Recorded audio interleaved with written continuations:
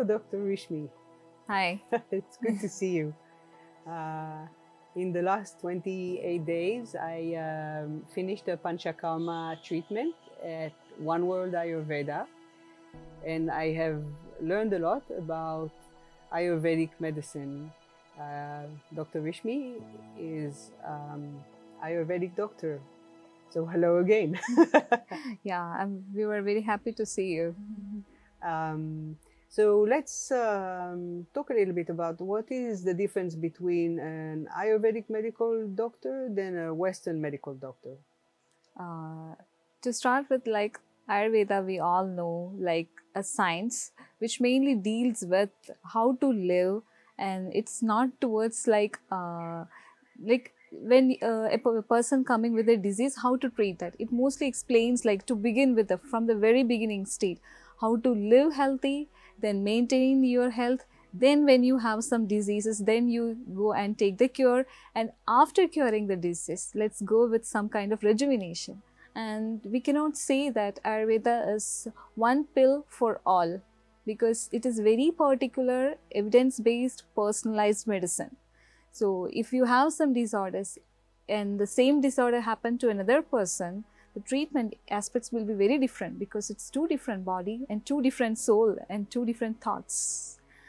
And to give them proper like suggestions to be healthy and cure and make them as perfect as before, like that is the way difference between the modern science and the Ayurvedic science. Because not only a simple cure, it's a science to live, and it is a wisdom to know many things, how to live better, how to share, how to encourage ourselves. Yeah, I've experienced that, and it was very Yes. transformational, actually. Yeah. So, how did you become an Ayurvedic doctor? What was your route? So yes, from the beginning itself, I want to be a doctor. And when I grew up, then we went to schools and medical knowledge by from our grandparents, our parents, because in India the Ayurveda is there in our culture itself. It's not a different from our day-to-day life. So seeing those, I was so interested. So I thought, yeah, let's go for that. And I have written the exams and selected in some good colleges. And from there, the journey began. And till now, right now, I'm here in One World. Yeah. I'm happy to be with your doctor. Yes, I like Yeah. that's I'm happy too. So, but how, if it is so culturally based and part of the tradition, how does it fit for the West and Western mind? Like, after all, we are all humans. Even though there is a geographic variations, the humans are having this body, mind and soul, and we are going through many stimuluses nowadays. And we know there is a very much a hike in many kinds of disorders, especially the lifestyle disorders, cancer, which is a kind of prevention we need. And these are all the results of our modernization, maybe, or maybe we are going towards a more stressful life because of many materialistic aims that we are having. So in such kind, we have to give proper suggestions to the world, wherever it is west or east, and to make the people aware there is a science that help you to know what you have to eat, how you have to live, how you have to manage your emotion, because these all are related to your wellness. If you eat a good food, yeah, your mind will work good, you will be happy, and you can stay away from the disease. That's what we need. Yeah, and And I'm sorry I interrupted you, but I specifically myself as a provider and a cancer survivor, yeah, I have a lot of interest in what Ayurveda has to offer in yeah, terms of cancer treatment. So, for example, now I did 28 days of Panchakarma. What did it do to my health? yeah. The Panchakarma is one of the treatment methodology in Ayurveda, like where your body is there for a service. Like for all of us, we know we will take our engines to service. That's a service. Get ready and reset, rejuvenate, and clean yourself, not only from the body, cleaning from the inner self. Like our emotions should be clear. because there is a great connection with our body and mind, that is the psychosomatic aspects, and these helps to reduce all the toxic levels, or maybe we can say in a words when we are talking in a modern terms, like reactive oxygen radicals. That is the main reason of many kinds of inflammations happening in our body. In our terms, we call it as AMA. It is an intestinal related toxin that can create many kinds of inflammation anywhere in the body. So what we believe that a panchakarma, that it has divided into a preparatory period and the main cleansing period and a post panchakarma phase. In the preparatory period, you are improving your metabolism, so our body can help to reduce the amount of undigested matter or inflammatory causing factors, and helps to flush out from the body, and after flushing out, and through that way our metabolism improved, digestion improved. When the digestion is improved, the absorption rate is improved. Otherwise you will be eating a tons of medicine, but if it is not absorbed to the body, there is no matter in that. Even though we are nowadays everybody is calculating with the calories and the multi-nutrients, antioxidants, but if you are giving everything, but if your body is not able to absorb that, it cannot give any kind of results. And all the panchakarma is followed with a phase of rejuvenation. That's the real heart to improve your immunity. In Ayurvedic terms, we call it as ojas. Ojas is the essence of all the nutrition levels and all the tissues, starting from our outer side to our inner self. To increase this ojas, that to an extent we can compare that with strength and immunity. We need that a good phase in our body, a proper metabolism, a proper anabolism, and everything to be in a good line. To make this equilibrium in a proper way, to improve everything, we need the panchakarma. That's what the panchakarma does for our body, to help to prevent from many kinds of disorders and to maintain your health, especially when we are talking about this subject, cancer. It helps to prevent by reducing the inflammatory chemicals or inflammatory things, matters in our body. So revitalizing the body, rejuvenation, that's the ultimate aim of panchakarma. So, like, if somebody is now in treatment of cancer, what does Ayurveda has to offer to them? Yeah, we can divide the treatment in two aspects. Maybe during the treatment, especially when a patient comes to you who is already undertaking the care about the chemotherapy, radiation, or a post-surgery.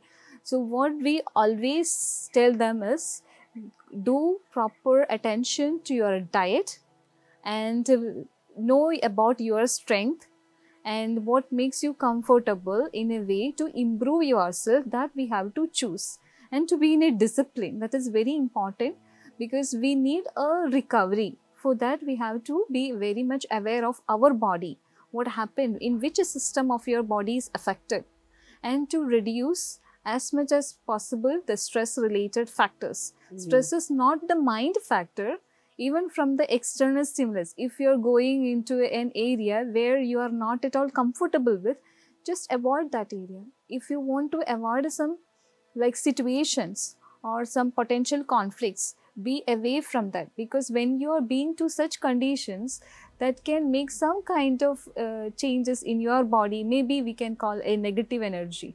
So if a negative energy is there, just avoid that, to be in a safer zone always, and drink enough water. That is very much needed. Be hydrated, because whatever the medicines you are taking, it has some kind of chemicals, and these should be flushed out from our body after doing its own work. Like target oriented medicines are there for chemotherapy, but still our body needs a flush out. So when you're taking enough good liquid, this chemicals can be easily flushed out through our urine, And when you are doing more a kind of exercises, not very much powerful exercises, because during the chemotherapy the body will be weakened, our digestive fire will be less, and they might be having some kind of complications, like adverse drug reactions if they are facing, like stomatitis we have seen for many people, gastric upsets, like having a kind of diarrhea. For few people I have seen the constipation.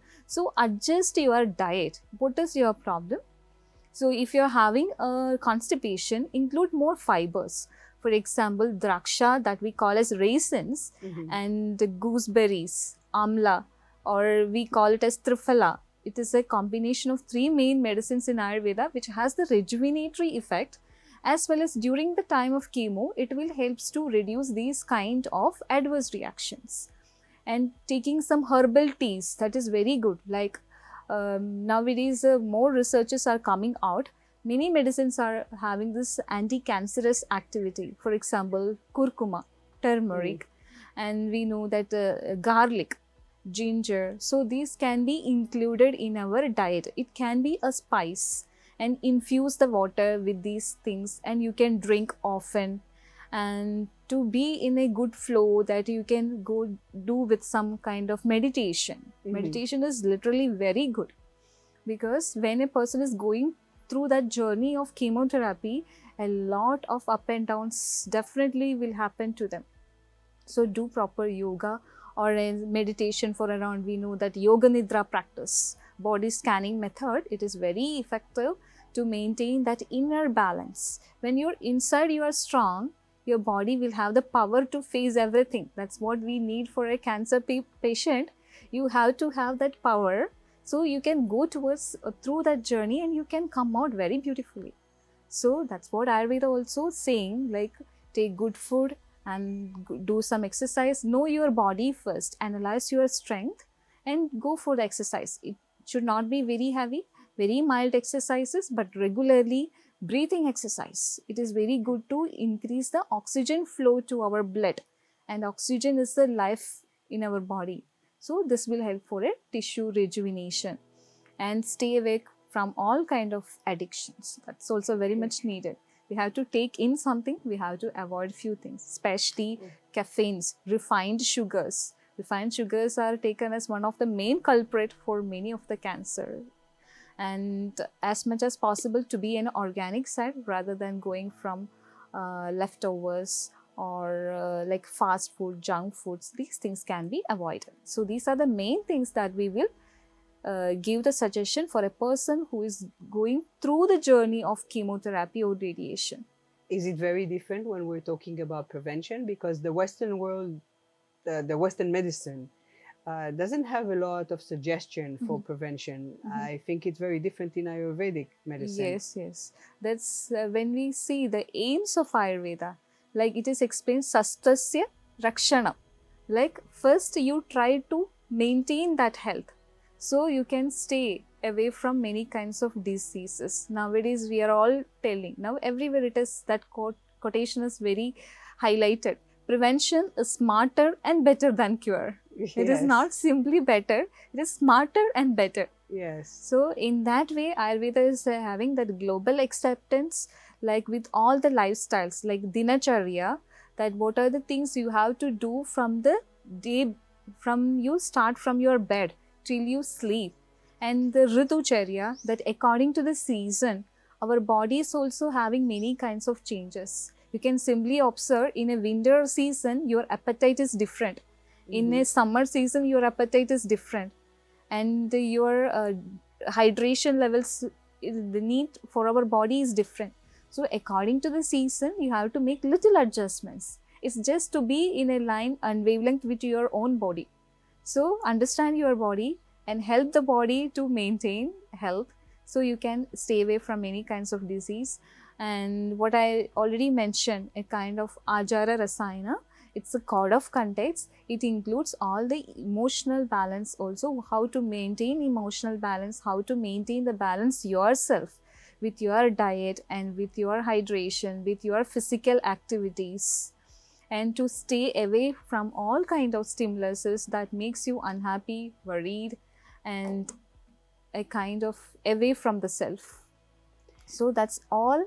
We are concentrating the prevention, and Ayurveda have these methods, and Rasayana ultimately for preventing many kind of diseases in future and for a fast recovery or to rejuvenation.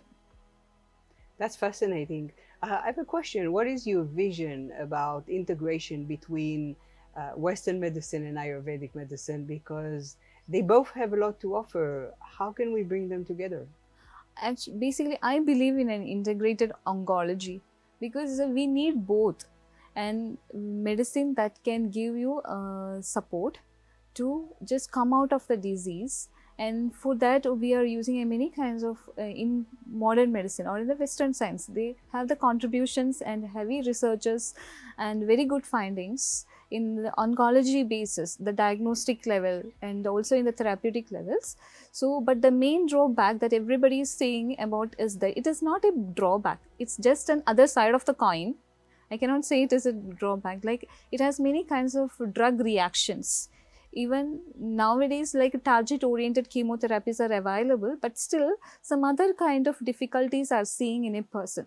To cope up with that or to prevent those things or to maintain that, this Ayurveda is very much helpful. Basically speaking about me myself, I have underwent with this chemotherapy, and after that chemotherapy I have done a panchakarma in our one world itself, and during the journey of this cancer treatment I was taking the medicines that help to improve my appetite and reduce my weakness and to reduce my hair fall.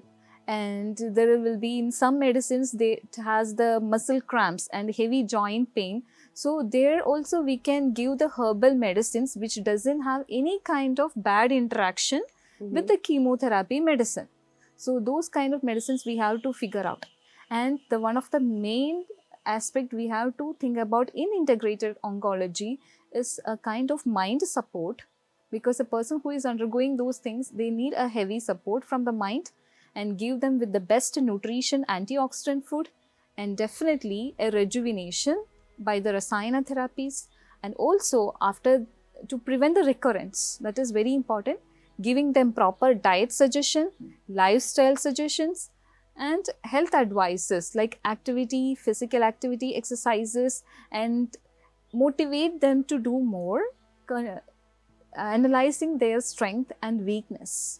If it is heavy for them, don't force them to go. If it is easier for them, they have the capacity to that, just support them to do that.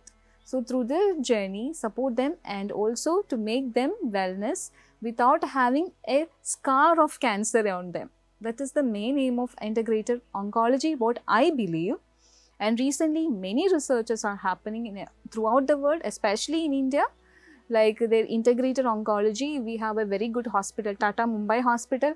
Associated with that, we have Government of India Research Center, and they are working very cooperatively to improve the benefits and to reduce the recurrence or reducing the peaks that we say in medical terms, reducing the incidence. So everyone is going towards an integrated oncology, and it is really helpful also. Amen. Also. Yeah, I'm looking forward for that day, and you know, it's probably a journey, but thank you so much. It's wonderful to work with you. Yeah. It's wonderful to talk with you too. Definitely, and we are also very happy to see the trans or the that journey of you throughout the Panchakarma, and you know how it is beneficial for you, and more than that, you know how it will be helpful to take out these suggestions for your next life or your post detox life. Thank you so much. Thank you.